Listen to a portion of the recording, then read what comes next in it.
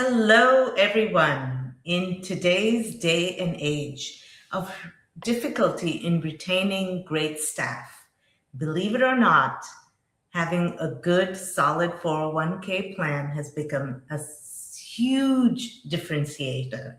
And today, as your guest, welcome to the Practice Pulse podcast. I am Dr. Aditi Agarwal, your host, and I have the pleasure of talking with Paul Sippil, who is a 401k vigilante, or also known as a forensic 401k consultant in the dental industry. He's an expert at optimizing and streamlining if you have existing plans, and also gaining insights on how to effectively manage the fees associated with these 401k plans. So welcome, Paul.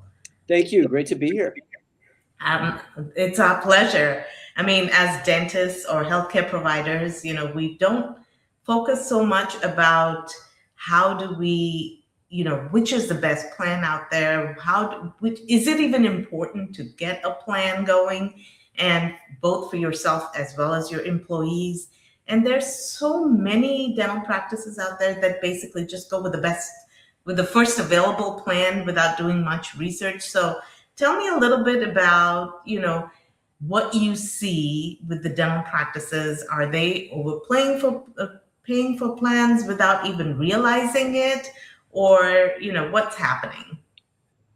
Yes, and this is exceptionally prevalent in all medical practices, including dental practices, especially those who have accumulated more assets. Because one of the main problems with these plans is that the charges are asset-based, meaning based on a percentage of the total amount of money in the plan. And as more money continues to accumulate, either through the growth of the market or simply because of the combined employer and employee contributions in the plan, which it pushes up the assets, which pushes up the fees. And a lot of these service providers will claim, well, eventually we lower our percentage, but that still doesn't stop the fees from continuing to grow in absolute dollars without there being any additional services provided in return for those additional fees. And because there's no invoices, and this has been another one of my big complaints about the industry, there's no means to monitor what's actually going on in spite of the fee disclosure, where there's a annual document that's updated. And a lot of people don't even know that this document exists, or if they do know, they don't even know how to interpret it. But the invoices are what cause that actual friction and that knowledge of fees coming out of the accounts in real time. Wow, that's so interesting. So is this a pattern that you see all the time with these 401k plans in med dent practices, or? Not only have I seen the pattern, but I've documented this pattern over the past 17 years. In fact, I've gone through tens of thousands of publicly available 5,500 forms. That's the tax form that all plan sponsors, including dental practice managers, have to file with the Department of Labor. And that form shows a lot of information: the plan assets, the number of participants, the plan design, the plan contributions between the employer and the employees, rollovers, loans, and of course, in many cases, the service charges, which show up on various line items. And each year I've gone through thousands of these, and I have to go through the forms manually where I update them. And I've noted, especially amongst medical practices, because they're the practices that often have money to put into these plans, the service charges are continually increasing. And it's truly alarming to see the progression with a lot of these dental practices, with fees going all the way back to 2009, seeing them triple and quadruple or more over this time period. So is the fee grow? What is that fee increase associated with? Is it just the number of transactions, or how does it even correlate, or it doesn't? No, it doesn't, and it's got nothing to do with transactions. It's just because of the assets. In fact, in many cases, the number of plan participants has gone down over this time, but the assets have gone up, again, mainly due to the growth of the market and the contributions to the plan. And the more participants there are, usually the more transactions, the fewer, the less. And yet, even with potentially fewer transactions, the service charges simply increase drastically, again, because they're just based on the assets in the plan. And to your point about correlation, there is actually absolutely no meaningful, logical, or even remote connection between the services provided and the amount of money that's in the plan. So then what can a medical practice or a dental practice do to mitigate that? It's surprisingly easy. There's several things. First of all, if you don't want to go to the hassle of changing your what's known as your record keeper and or your administrator, all you have to do is ask for a reduction in the percentage. They might not switch you to a fixed dollar fee pricing model, which I'll get to in a moment, which if you do have an advisor, that's the model that you want to use, because you always want to pay providers in a way that's commensurate with the level of services they're providing, which is primarily based on the number of participants in the plan. The more people you have to service, whether it's for what's known as record keeping, administration, or advisory services, well, the more work there is. The fewer participants there are, the fewer people you have to deal with, and generally the less time that you have, and that's what the fees should be based on. But at the very least, if you're being charged 0.5% of $10 million, doing the quick math, that's $50,000. What if you just got a reduction from 0.5 to 0.4%? That might not seem like much, but on a $10 million plan, that's 10 grand a year.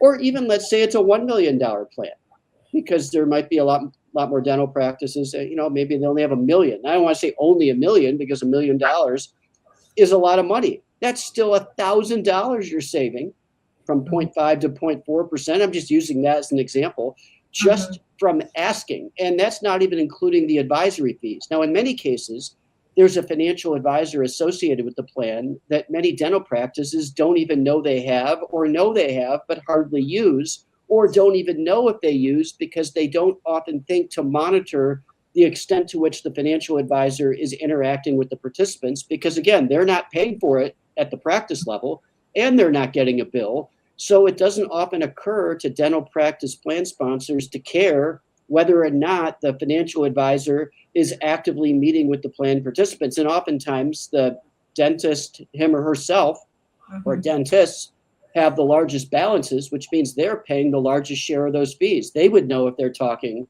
to the financial advisor. And what you can also do is not only reduce the financial advisor's fees, you can eliminate the financial advisory fees altogether. I mentioned 0.5%. Well, that financial advisor could easily be getting 0.5% or more. Let's say it's a $2 million plan and it's 0.5%. Well, that's a $10,000 fee that you could completely eliminate. And then the dentist might ask, well, don't I need a fiduciary in order to protect myself? And the answer is, well, you're always going to be the fiduciary. So to protect yourself, you want to adhere to your own responsibilities. But the answer is no, you never need a financial advisor. And not only that, but if you have a financial advisor and you're passing on excessive fees to yourself and the other plan participants, and by excessive, I mean $10,000 and you get almost no services in return, or sometimes zero, that would certainly be excessive in proportion to the fees. That would actually put you in a more dangerous, a more precarious position from a liability perspective, passing on fees that shouldn't be, that aren't commensurate with the services, than not having an advisor at all. Now, ideally, it would be best to negotiate a fixed dollar annual fee, like $4,000 a year or $1,000 a quarter, or even $600 a quarter if there's not that many participants, and pay that fee in a way that's commensurate with how much actual work the advisor is doing. And I will add, to protect yourself from liability, it would be so much better for dental practice owners to pay at the employer level and not the participant level.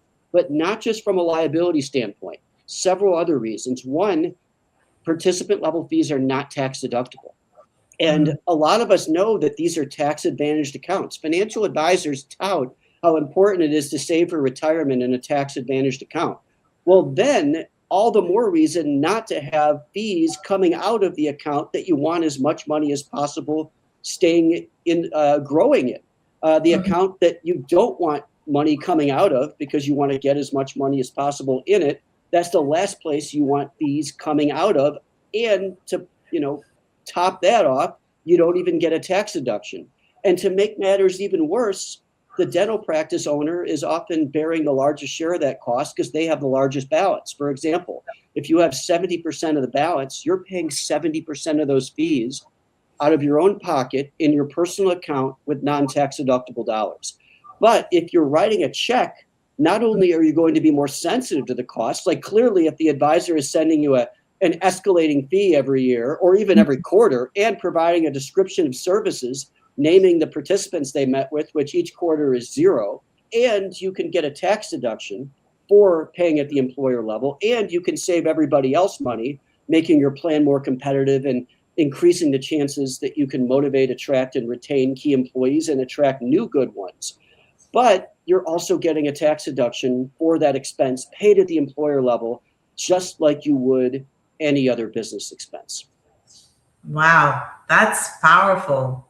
Oh, for all those people who are listening in, my guest today is Mr. Paul Sippil, who is a 401k vigilante and also known as a consultant in the dental industry, who has been through thousands and thousands of 5,500 forms and really, really knows how to drill in to the 401k landscape and help us as dental practice owners understand what are some of the issues, the loopholes, and the various ways the 401k plans are being administered, and how we can take steps to possibly change or at least start the conversations with our financial advisors about those 401k plans. So share a story. I know that we talked a little bit about this prior, about the commissions that are still being paid out to a deceased advisor. Yes, I've written about this and talked about this publicly, and this happened just a few months ago. And this isn't even a client of mine, where I was having a conversation with a business owner. And I mean, this wasn't a dentist, but it was a professional service firm, and this could easily be happening to dental practices. Mm-hmm. And over a 5-year period from 2019 to 2024, based on looking at line item 10E of the 5500 form, again, that's the form filed with the Department of Labor, and line 10E is often the line item where the broker's commissions are disclosed on. And over that time period, it was approximately $49,000 in commissions that were paid out to this broker. This plan only had 3 people in it, and the main person was the owner who had the largest balance, who was paying the vast majority of those $49,000 in commissions. He didn't even know he had an advisor, and then upon having his HR director find out from the plan administrator who the advisor was, she then Googled the advisor's name and not only learned the advisor had been dead, but dead since 2014. Oh my gosh. And this is why invoicing is so important. If there would have been invoices sent originally and then the invoices were to stop, well, maybe that would have set off some alarm bells. And if the firm were required to send invoices, then they would have made sure, instead of just collecting the money and never bothered to change the rep, they would have made sure to let them know about the new rep and made sure to have that new rep send regular invoices. What these also do, the invoices, is remind the plan sponsor that there's an advisor available and show them not only a description of their services, but the hard dollars in fees coming out of the accounts every quarter.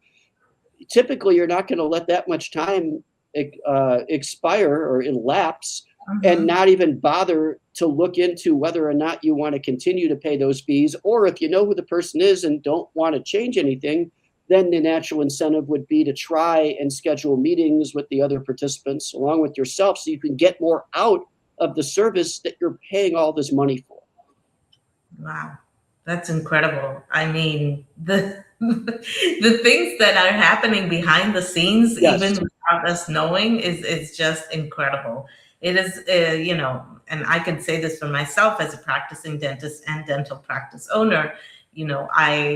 Basically my The mandate was that we need to get 401k plan going to stay compliant. And of course, I, pick a plan and initially, while setting it up, do whatever negotiation that I know of to get the plan instituted and going, and then the kind of set it and forget it, right? And a lot of us are guilty of that. And so it's really, really interesting to know that there are certain questions that we need to be asking as dental practice owners about our plans. And this is great information. So what is one of the biggest misconceptions that you have had owners, ask about their 401k plans?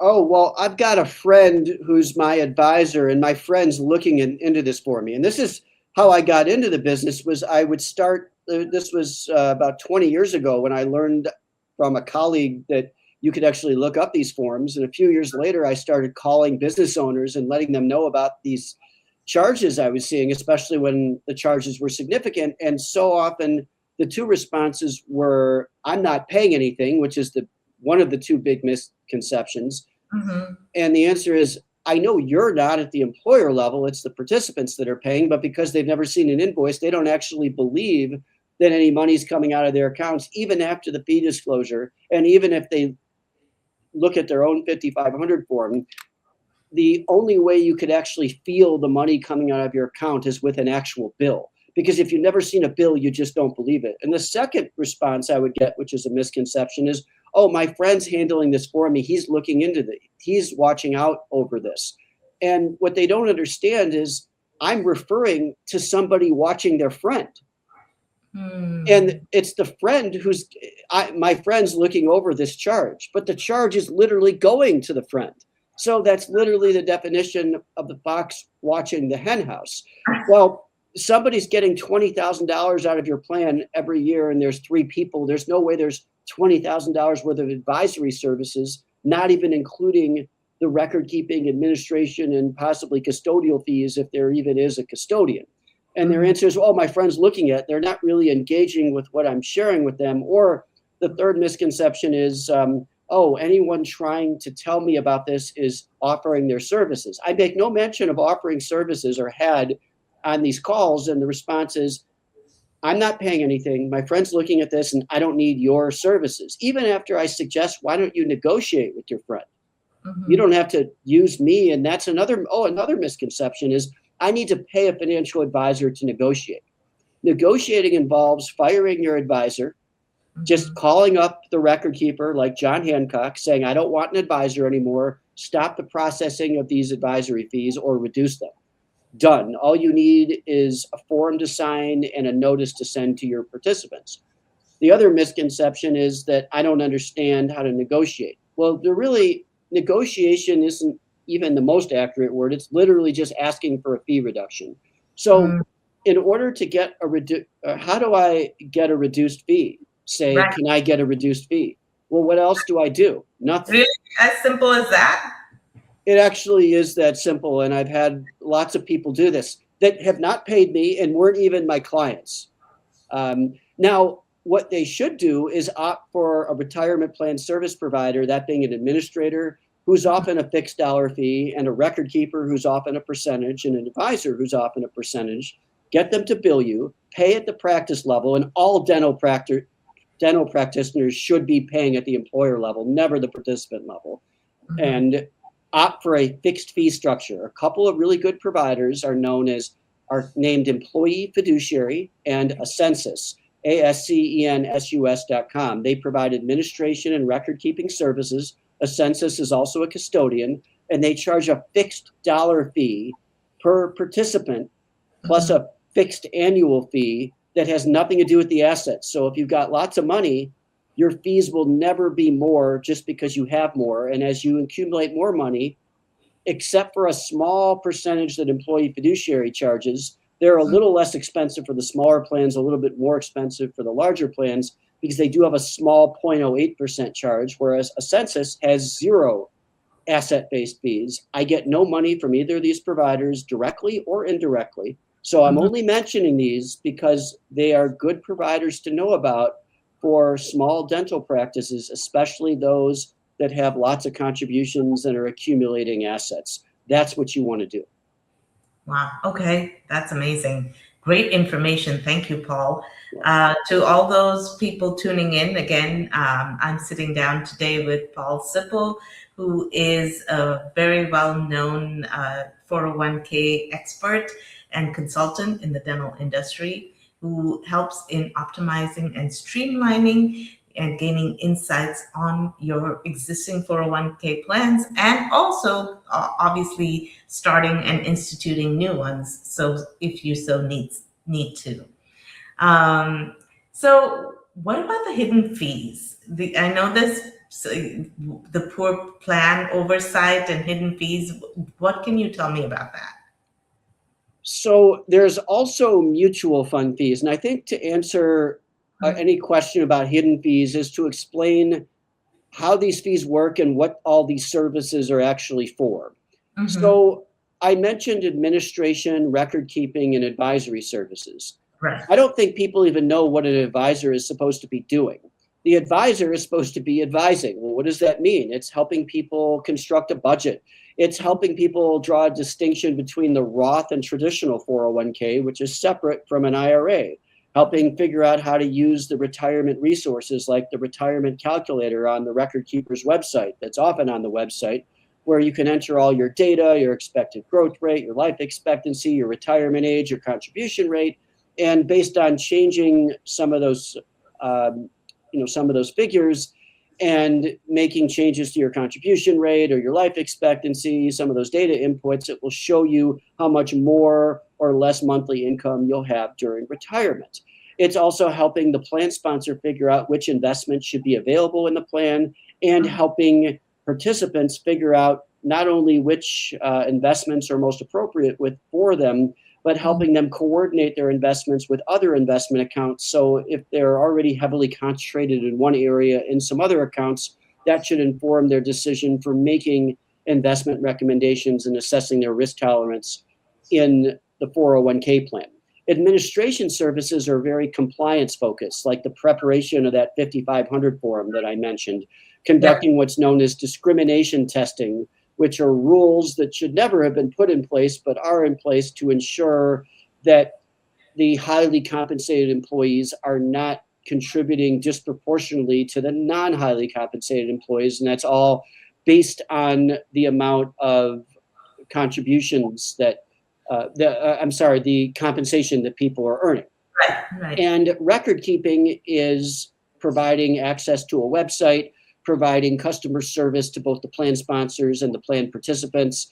It's helping administer loans and keep track of fund balances. And the record keeper needs to coordinate with the payroll company to make sure that payroll is uploaded in a timely manner and that everything goes smoothly. So there's all these services along with custodial services where there's a custodian such as Fidelity or Charles Schwab that's taking possession of your money, and they're charged and disclosed in different ways. In some cases at least, and it's becoming a little less common, but it's still common, all of those fees are aggregated in the form of one fee that's all included in what's known as the fund management expense ratio. But really, the fund management fee is a separate fee from those actual service fees that I mentioned. But because they're aggregated, and you might see a fund that costs 1.2%, you won't realize what that 1.2% actually consists of. If you just see this one fee that's disclosed as a percentage, let's call it 1%, it just sounds neat. It sounds simple. It's opaque, but it doesn't sound like much. And a quick story I can share about a business owner that was paying a 1% fee on a $1.1 million account. And this was just to the advisor. And I quoted him a fee of $2,500. He said, and there were only 4 participants in the plan. He said, Paul, $2,500 is a lot of money. I'm only paying 1%. But he had 70% of the balance, and the balance was 1.1 million. 70% of 1.1 million is $7,700, which was his share of the 1% fee, more than triple what I was quoting him. Oh, and by the way, it was all coming out of the participants' accounts with non-tax deductible dollars for services that they weren't even using. So once he started to think that through a little bit, then he realized, oh, Yeah. Yikes. You had the guts to quote me a fee in dollars, and it's only $625 a quarter. That 1% fee was not only costing me $7,700, but I was paying, my participants were paying $3,300 on top of it, and they weren't getting a tax deduction either. Oh, and they never talked to the advisor because I never bothered to check because I didn't even realize. I knew I was paying something, but 1% didn't sound like much. And oh, also the funds didn't change. And that's something else I should explain, is that the financial advisor's value proposition is based on literally nothing that I just described that a financial advisor should do. It's solely based on picking all the best funds. But even the inventor of the 401k, Ted Benna, has echoed the same criticisms as me, that advisors are wrongfully getting paid as if they're performing an original piece of work, which is just bizarre and inefficient. They should get back to a fee-for-service model, just like other service providers like accountants and attorneys. And all the fund lineups pretty much look the same, and they don't require any monitoring because they're primarily a bunch of index funds, passively managed funds that simply mirror what the market already does. So there's really no need to evaluate these funds in terms of performance versus their respective benchmarks, because they are the benchmarks. And the advisors are not controlling the buy-sell decisions of the participants. They're just helping make 20 or 30 funds or so, sometimes more, sometimes fewer, available for the participants to direct on their own. So any work that the advisor is perceived to be doing is work that they're not actually doing. And if there were any fund changes, there are notices, 30-day notices, that are required to be sent out to the plan participants. So any plan sponsor would know if the advisor is actually changing any of the funds, because they would have to let the dentist know in the first place. So if you haven't had the advisor talk to any of the participants, and there have been no fund changes, which you'll know that there weren't because you would have otherwise known, then it's highly questionable whether or not you should even have an advisor at all, let alone pay for the advisor's services. I hope that wasn't too long-winded, but I wanted to explain. No, that really it's very helpful to understand that piece of it. So thank you for the in-depth explanation, because it helps. Go ahead, Paul. You were going to say something. To add to your question about hidden fees, there are no hidden fees when you get billed. The only fee that you can't see is the cost of the mutual fund. But if you have your record keeper, your custodian, if you have one, because not all plans have a custodian, your administrator and your advisor actually bill you. Not only are the fees tax deductible, not only are you more sensitive to the cost, but they're no longer hidden. Yeah, so true, so true. And it's very, very important to understand that, and to know the fact that we can ask them to bill us. A lot of us don't even know that, or a lot of, us as practicing dental or medical practices, we don't even know that we can ask these questions. Again, hey, we want to have invoices sent to us so that we can actually see how much is being spent. Yes. To sort of keep the 401k plans going, right? Because it's literally set it and forget it. And then you wonder why your, things are getting more expensive, why you're losing money, or not, the cost of actually implementing that 401k plan is increasing year after year after year without, seeing exactly where the money is going. I didn't know that. So. And it's even more important for dental practices and other medical practices and a lot of professional services practices than other employers to pay the fee at the employer level. Not because of the fact that everything gets more transparent. It doesn't matter what industry you're in. It's always going to be more transparent when you pay at the employer level and not hidden. But medical practices and dental practices specifically are disproportionately more likely to have the dentists themselves with the largest balances. And when you have that situation, as opposed to another plan where there's key employees that have the largest balances and the owners don't have as much skin in the game, it doesn't make as much sense for them to pay as you, because you're paying because you have such large balances, and usually in proportion to the other participants. you're paying for most of those fees personally with non-tax deductible dollars anyway. So to pay at the employer level, it's not really like you're paying for the employees that much more, because most of the money was yours and the employees weren't paying much of that fee anyway. Right. So key, so key. So tell me some of the red flags that you notice. Anytime you see a really big number in terms of fees, like well over 10,000 a year, and that's also shown on line 8F or 8G, which is the total fee shown, or sometimes the line item will be called other expenses, in proportion to the number of plan participants. And when you see the fees go up every year and you look at the progression, it's not just 1 year looking at the 5,500 forms, it's looking at over, let's say, a 15-year period where I've actually detailed this out for dentists and other plan sponsors, to see fees continue to grow up drastically while the number of plan participants remains about the same or sometimes even goes down.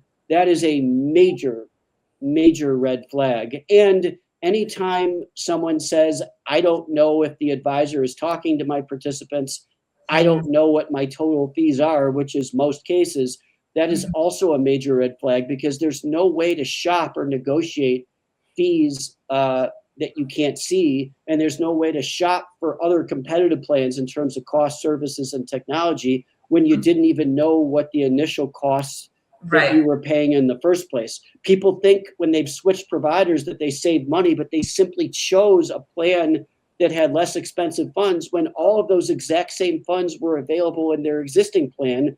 The service charges were the same or more, but they chose different funds, and the overall fee actually looked less, when in fact the changing of the providers didn't cause them to save a single dollar, and in fact, in many cases, actually increased their fees. I see. Wow. That is crazy to me how that works. And Yes. How that we have no idea as medical and dental practices, practice owners, these little ways that we can save ourselves, really. And so what are some of the key questions that practice owners can ask immediately off their, say, existing 401k plans, for the business owners listening out there after this episode, that they can literally say, okay, I'm going to call up my 401k provider after I'm listen to this, and I'm going to ask them these couple questions where I can figure out where I am with my plan right now and what I need to do to optimize it. Good. I like these questions. Thank you for asking a direct question, because I don't like to hold back, and I want to give very clear, specific, direct questions to ask. And I pose this all the time when I'm talking to prospective clients. How much money in hard dollars has been deducted collectively out of the participants' accounts for record keeping, administration, custodial, and advisory services for at least the past 5 years? I want the dollars. You know how much money you guys made. I just want you to give me a breakdown of how much money you made. Don't give me any percentages. That doesn't mean anything to me. I want you to give me the dollars. Second question is, why? So I'm going to repeat that first question again. Sure. How much in money, in dollar value? Dollars, not percentages, because they'll often say, well, we charged 0.5%. No. The 0.5% doesn't tell me the dollars on different dollar amount, on different asset amounts.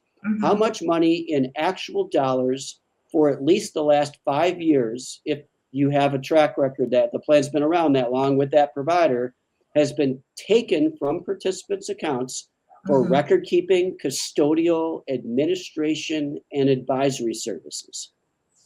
All right, folks, you heard him. Paul, that's amazing. Question 2. Question 2 is, why did you not suggest the option of paying at the employer level, especially when you know I have the biggest balance? You know that the fees at the participant level are not tax deductible. You know I'm paying the majority of the fees out of my own pocket. You know these are tax advantaged accounts. You know that I easily could have afforded, based on my plan contributions, my match, and my profit sharing contribution, to contribute or to pay at the employer level. why did you not at least give me that option so I could have made an informed decision? I really would love to hear the service provider's responses to that. I know why. It's Mhm. because you can't make as much money, especially as an advisor, when you send a bill, because then you have to do actual work. And then you can't get away with charging 0.5% of $5 million on a 10-person plan, because that's $25,000 for maybe an hour a year worth of work, maybe two, call it 5 hours even, which is Mhm. way more than service than what's normally needed. But that will expose the completely erroneous and flawed and essentially fake service model that just about every single financial advisor on 401k plans has. Wow. Wow. Do we have a question 3 or not, Paul, that we should ask? Bonus question, people. Well, it's not so much a question, or to the advisor, it would be a question. Mhm. Why did you not evaluate other record keepers and administrators in terms of cost, services, and technology? And if you did, why did you not include Mhm. employee fiduciary and a census, given that their fixed fee service model makes so much more sense for my practice? Awesome. So that's, to sum it up, Paul, that is amazing. We are looking to find carriers that possibly have a fixed fee service model. And if not, at least asking the advisor if there are options for that, right? And Yes, and name those companies, name employee fiduciary and a census, and ask the advisor also, do mhm, you have any financial arrangements with your broker dealer or your firm that has prevented you from mhm, recommending these providers due to the fact that your firm does not have a contractual relationship with them, mhm, thereby limiting which providers that you are allowed to recommend? And mhm, does your firm have any sort of mandate that forces you to charge a minimum fee and or a percentage? Why mhm. did you not offer me a fixed fee structure, given especially the very minimal usage of your services over the last few years? That's amazing. Well, to all our listeners, again, we've been sitting down today with Paul Sippil, who is really a 401k vigilante. And I am totally convinced after this episode that that's Paul's unique talent, because that was very, very insightful about understanding what is actually going on behind the doors of running our 401k plans. And That's right. we, as business owners, as dentists, I don't blame us, because we are doing so many things. That one of the things I was told, I need a 401k plan in place, and of course, set it and forget it. And now I'm learning that there is so much that I can save, and also that I can do to have better plan execution, and also better for my own retirement. Here I am, drilling away literally at every day for putting in so much work and time and effort and energy, and hoping that my 401k plan is going to help me when I am retired. But there are so many things that we can do to maximize our plans, and this is the best way. Thank you, Paul, for being so insightful today. And I know that we have just scratched the surface of the of the iceberg, so to say. And so it would be wonderful if our listeners want to reach out to you. How can they do that? How can they get more advice? And how would you be able to help us out there?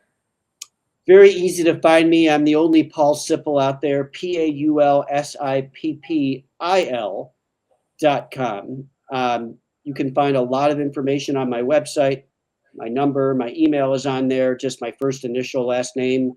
psippil@paulsippil.com is my email. I have some videos on my website, and you can find other videos on YouTube, and you can just type my name into YouTube, and lots of my videos and short clips will come up. Awesome. Wow. Well, that was super insightful. Thank you again for being a guest at the Practice Pulse podcast. It was really, really, really I'm blown away. And I'm like, Good. oh my God, I need to call my 401k provider like right after this. So thank you again for that. This was really insightful. You're welcome. Thanks so much for having me.